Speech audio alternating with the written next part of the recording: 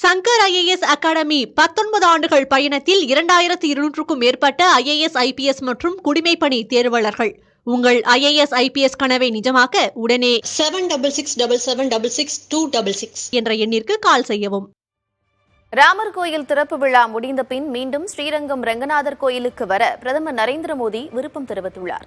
தமிழகத்தில் 3 நாள் சுற்றுப்பயணம் மேற்கொண்டுள்ள பிரதமர் நரேந்திர மோடி ஸ்ரீரங்கம் ரங்கநாதர் கோயிலில் வழிபாடு நடத்தினார். ஸ்ரீரங்கம் ரங்கநாதர் கோயிலை சுற்றி எழுதப்பட்டுள்ள இந்த வாசகங்கள் பாரத தேசத்து ராஜாவான பிரதமர் வரவு நல்வரவாகுக வணக்கம் என்று கூறுகின்றன. இந்த வாசகங்கள் அங்குள்ள ஆண்டவன் ஆசிரமம் வராக மகாதேசிக பாடகசாலை சார்பில் பிரதமரை வரவேற்று எழுதப்பட்டிருந்தவை.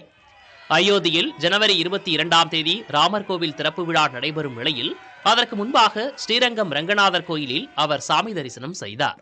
இதற்காக சென்னையிலிருந்து தனி விமானம் மூலம் காலை 10:08 மணிக்கு அவர் திருச்சி வந்தார். அங்கிருந்து ஸ்ரீரங்கம் பஞ்சக்கரையில் உள்ள ஹெலிபேட் தளத்திற்கு ஹெலிகாப்டரில் சென்றார். அங்கிருந்து 11 மணிக்கு ஸ்ரீரங்கம் கோவிலுக்கு குண்டு துளைக்காத காரில் சென்ற பிரதமர் வழி நெடுகிலும் நின்ற மக்களை பார்த்து காரில் நின்றபடி கையசைத்தபடி வந்தார். அப்போது டன் கணக்கில் கொண்டுவரப்பட்ட மலர்களை பாரதிய ஜனதா கட்சி தொண்டர்கள் அவர் மீது தூவி வரவேற்றார்கள்.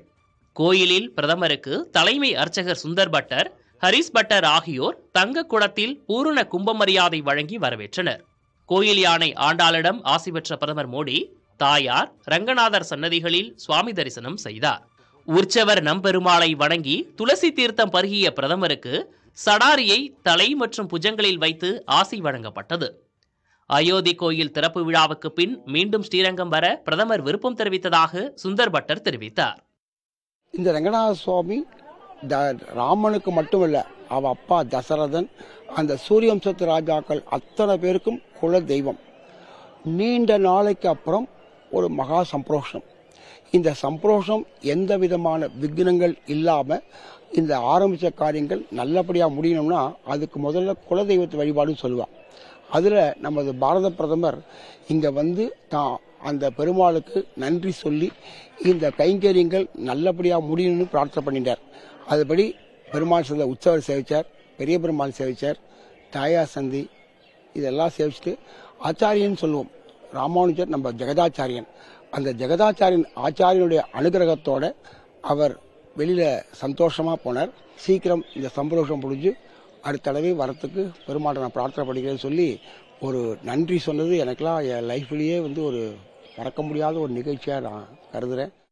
தொடர்ந்து மற்ற சன்னதிகளுக்கும் சென்று சுவாமி தரிசனம் செய்த பின் தாயார் சன்னதி எதிரே கம்பர் மண்டபத்தில் கம்பராமாயணம் பாராயணம் நிகழ்ச்சியில் பங்கேற்றார். கம்பரின் அனுபவத்தை தாம் பெற்றதாக பிரதமர் கூறியதாக பாராயணத்தில் பங்கேற்ற மருத்துவர் தெரிவித்தார். விளையாட்டு உடையார் அவர் தலைவர், அவர் தலைவர் அன்னவர்க்கே சரணாங்களே. 4 பாடல்களும் கருத்தாழமுடைய பாடல்கள்.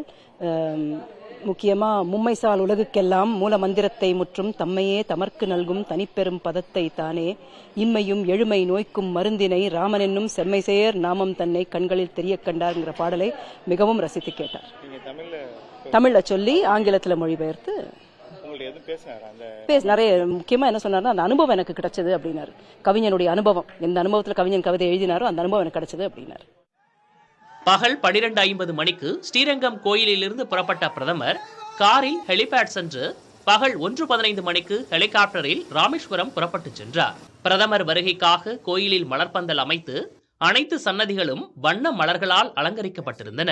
சன்னதிகளுக்கு செல்லும் நடைகளில் சிவப்பு கம்பளம் விரிக்கப்பட்டிருந்தது. புதிய தலைமுறைக்காக ஒளிப்பதிவாளர் சசிகுமாருடன் ஸ்ரீரங்கத்திலிருந்து சார்லஸ். சங்கர் IAS அகாடமி 19 ஆண்டுகள் பயணத்தில் 2200க்கும் மேற்பட்ட IAS IPS மற்றும் குடிமைப்பணி தேர்வாளர்கள். உங்கள் IAS IPS கனவை நிஜமாக்க உடனே 7677666266 என்ற எண்ணிற்கு கால் செய்யவும்.